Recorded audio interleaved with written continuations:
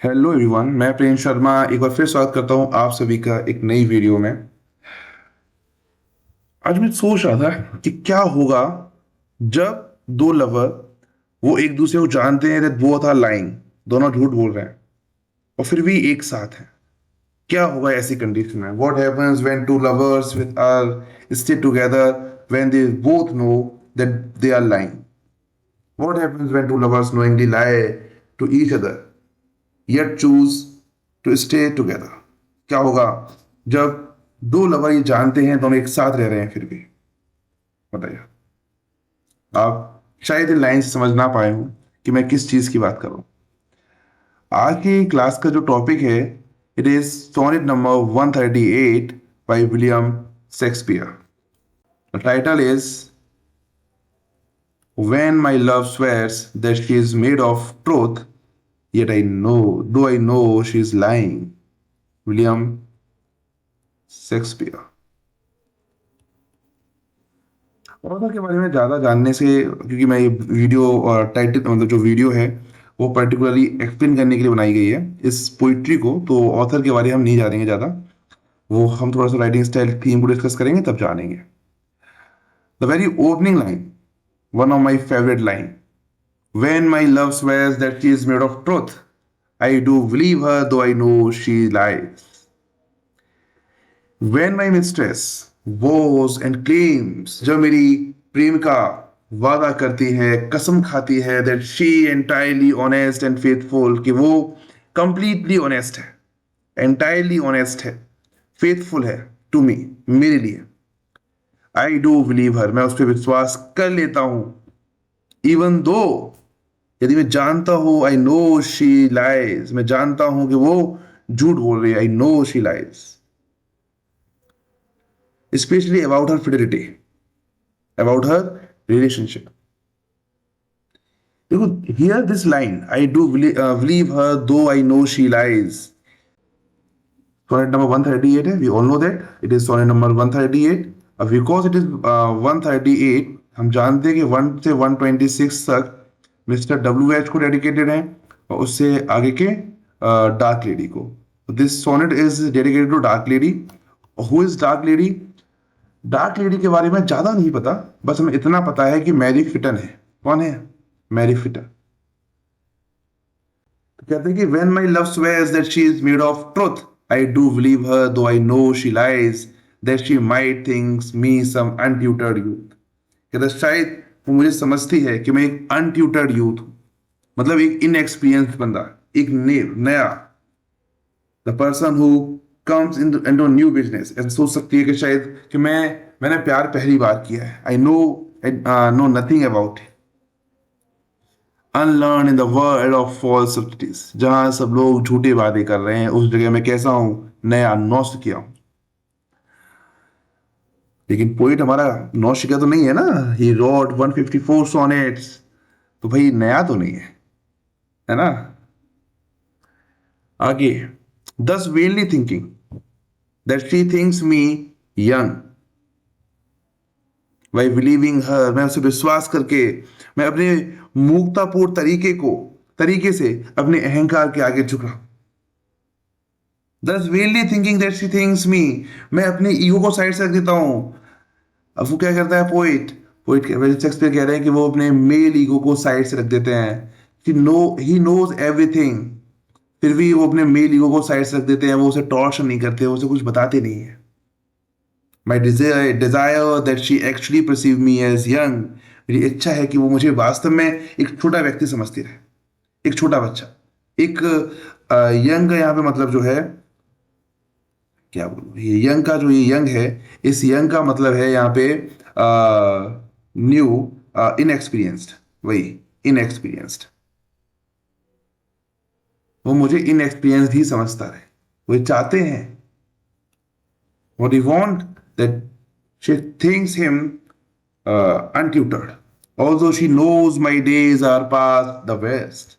यानी वो जानती भी है, even though she knows, middle aged, अधेड़ उम्र का हो चुका हूं मैं, अधेड़ उम्र का हो चुका हूं मैं, आई एम आदि उम्र बोलते हैं ना, I am older than her. वो जानती है कि मैं उससे बड़ा हूं, that my best days are behind me, और मेरे जो अच्छे दिन थे वो मेरे पीछे हैं। Simply I carried her false speaking tongue, लेकिन मैं फिर भी उसकी सच को, उसके झूठ को सच मान लेता हूँ। एक भोले व्यक्ति की तरह, जैसे एक भोला व्यक्ति किसी बात को सच मान लेता है, वैसे ही मैं उसके झूठ बात को भी सच मान लेता हूँ। I accept and believe the lies her mouth tells. जो उसके मुंह से झूठ निकलता है ना, वो मेरे लिए से क्या होता है, सच होता है। वो झूठ भी बोलती है तो मैं सच समझता हूँ। ऑन बोथ साइड्स दस ए सिंपल ट्रुथ सप्रेस्ड। वो क्या कहता है, वो कहते हैं इस तरह, in this way the plain unvarnished truth about both of us in deity held back. इस तरह हम दोनों के बारे में स्पष्ट है, बेबाक सच्चाई है, बेबाक सच्चाई को जानबूझ कर छिपाया गया है। हम दोनों जानते हैं कि she is lying with me, she is lying to me. वो मुझसे झूठ बोल रही है और मैं उससे झूठ बोल रहा हूं। उसके बाद भी हम लोग क्या कर रहे हैं, we both know that we are telling a lie to each other. हम लोग एक दूसरे झूठ बोल रहे हैं, लेकिन फिर भी हम एक साथ हैं, हम एक दूसरे को बता देते हैं।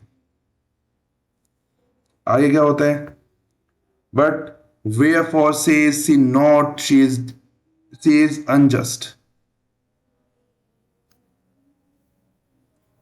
but wherefore says she not she injust।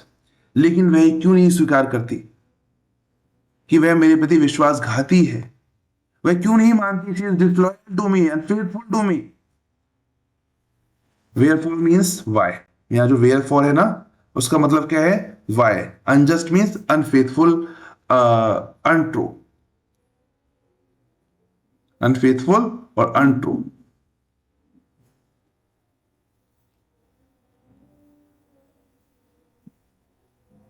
आगे कहता है, and wherefore say not I then, not I that I am old। और मैं उसके सामने ये क्यों नहीं स्वीकार कर लेता कि मैं बूढ़ा हो गया हूं? मैं क्यों नहीं मान लेता हूं? And why don't I just admit to her that I am old। मैं क्यों नहीं मान लेता हूं कि मुझे सब पता है? मैं ये क्यों नहीं मान लेता कि मुझे सब पता है? O love is best habit is in seeming trust. कहता है कि क्या है, वो वही बोलता है, इसका उत्तर सिंपल सा है। The answer is quite simple. Love is most preferred appearance is the illusion of trust. प्रेम का सबसे पसंदीदा रूप, आदत, विश्वास का भ्रम है। हमें ये मान लेना है कि हम सामने वाले विश्वास कर रहे हैं। It is the most preferred appearance of love. Love is the most preferred appearance is the illusion of trust. मैं तुम पे विश्वास करता हूं, तुम मुझ पे विश्वास करते हो, यही मान लो। Age in love loves not have years told। और अधिक उम्र के प्रेमी अपनी उम्र का उल्लेख गणना नहीं करवाना पसंद करते हैं। कि जो ज्यादा एज के लोग होते हैं वो कभी भी अपने, ये नहीं मैं 5 साल रिलेशनशिप चल रहा है, 6 साल से रिलेशनशिप चल रहा है, नो, दे नेवर मेंशन और count there edges. And older lovers prefer not to have their ages, their years mentioned or counted। वो कितनी साल से एक साथ हैं, वो कितनी साल से एक साथ है, it never decide their love। वो 1 साल से साथ है, 10 साल से, है ना। अभी आजकल तो हम बहुत केस देख रहे थे, कोई ड्रम में मिल रहा था, कोई कहीं मिल रहा था, तो वो डिसाइड नहीं कर सकते कि आपके 10 साल से साथ है। इट डजंट मीन कि आपका जो प्यार है वो सच्चा है।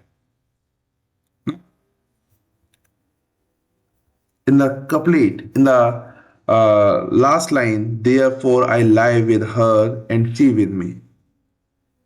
Based on all of these, I lie, tell falsehood। इन सब बातों के आधार पर मैं उससे झूठ बोलता हूं और वो मुझसे। Includes the famous pun lie। यहाँ जो lie है, this lie, they have pun, क्या मतलब, also means to lie down with or to have sexual intercourse। इस lie में क्या है, यहाँ पे पन है, हियर पन, हियर इज पन। ठीक है, तो in our faults by lies we flattered we, and so these lies we tell each other make our faults, her infidelity, dishonesty, his old age, seems less ever pleasing or vanity, और इसलिए हम एक दूसरे से जो झूठ बोलते हैं उससे हमारी गलतियां, उसकी बेवफाई, बेईमानी, उसका बुढ़ापा कम गंभीर लगता है और हमारा अहंकार खुश हो जाता है, प्रसन्न हो जाता है ना। तो this is the entire explanation, the best explanation of this poetry. अगली वीडियो में इसका स्पीकर निकालेंगे पार्ट 2, उसमें हम उसकी थीम को डिस्कस कर लेंगे और जो बाकी चीज़ें बचती हैं उनको डिस्कस करेंगे। ठीक है, this is all for the day. मिलते हैं अभी नई वीडियो में जिसमें हम लोग इसका अदर पार्ट को डिस्कस करेंगे, लाइक थीम को। मेरे पास सारी कंटेंट है, मैं चाहता हूँ इस वीडियो को लंबा कर सकता हूँ, बट मैंने थोड़ा सा छोड़ रखा है। थीम है, थीम के बाद हम लोगों ने फिलोसफिकल कॉन्टेक्स्ट रखा है इस पोइट्री का, उसके बाद इसका स्ट्रक्चर के बारे में बात की है, हिस्टोरिकल कॉन्टेक्स्ट रखा है, हिस्टोरिकल कॉन्टेक्स्ट के बाद सिंबॉलिज्म रखा है ना, सिंबल्स के बाद पोइट्रिक डिवाइस रखी हुई है, पोइट्रिक डिवाइस के बाद समरी भी रखी हुई है इसकी थोड़ी सी। तो इन सब चीज़ों को हम नेक्स्ट जो डिस्कस करेंगे उसके बाद हम इस चीज़ को ख़त्म करेंगे। ठीक है, दो वीडियोज़ में, ये पूरा हमारा 2 वीडियोज़ में, next 2 videos this topic will be finished completely, entirely. Okay, मिलते हैं अभी नेक्स्ट वीडियो, तब तक के लिए बाय बाय, टेक केयर।